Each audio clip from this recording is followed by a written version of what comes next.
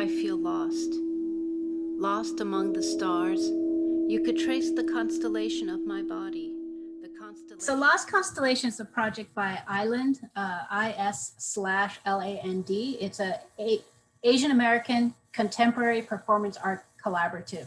And so we are a collective of artists. We have musicians and dancers and poets, that's me, and other artists. And we try to create beautiful and meaningful art. With the rise in anti-Asian American violence across the country, with the shootings in Atlanta and Indianapolis, the way that Asian American women are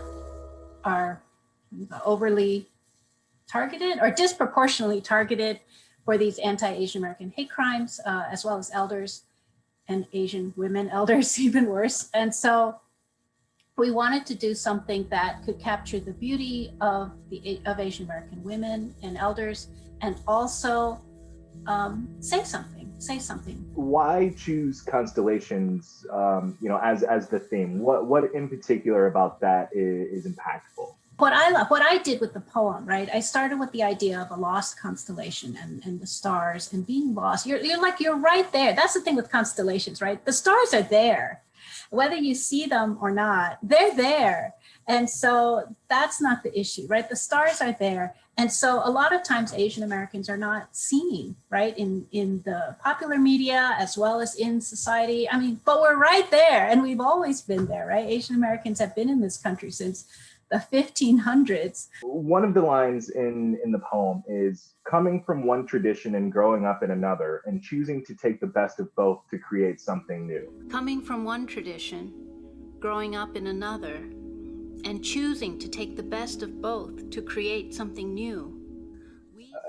Can you elaborate on that in the context of, exploring interdependence, healing and connecting, and the elders and how all that culminates? A lot of times when people immigrate, right, for them, their culture stays frozen in time, as of the year that they immigrated, because they remember back very fondly, usually, of their country.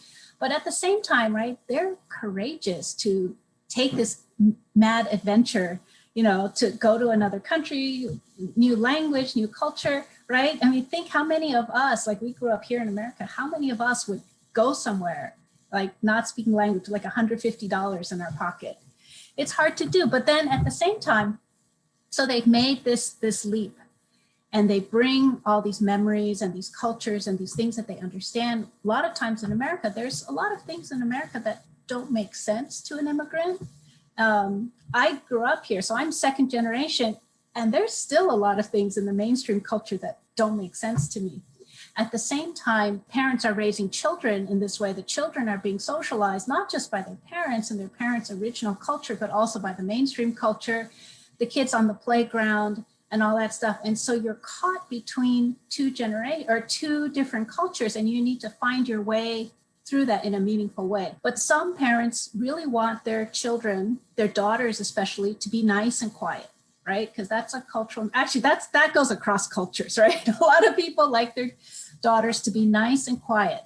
And then at the same time, once they grow up, they want them to be outspoken and to be able to go get, to be a go-getter and get that big marketing job, to get that big corporate job or be a lawyer.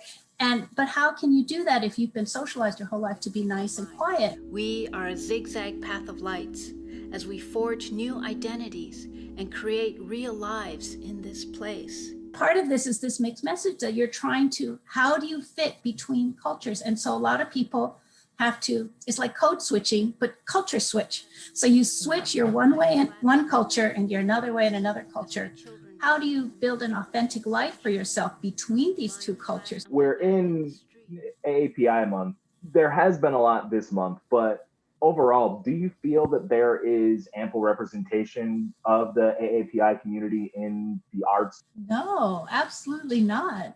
It's there's a huge underrepresentation of Asian American artists, and there needs to be more outreach. There needs to be more financial support, because this is an important part of our American history and our American culture and our American experience.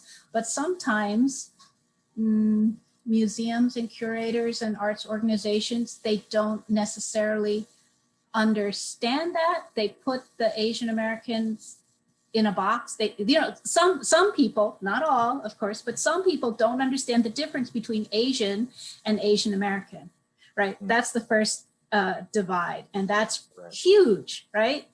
And then economic aspect of it, that if you come from immigrants and refugees, you have a much smaller safety net. And how do you go and be an artist without that big, safety net, without intergenerational wealth, without a lot of support? It's really a big risk to take. To build the bridge of magpies, to bring together the beloved community where everyone is welcome, seen, fed, housed, reunited. Could you tell us where people can go to experience Lost Constellations and how they can interact with, enjoy the project? If you want to find out more about Island Asian American Contemporary Performance Collaborative, go to our website. Is is-land.org.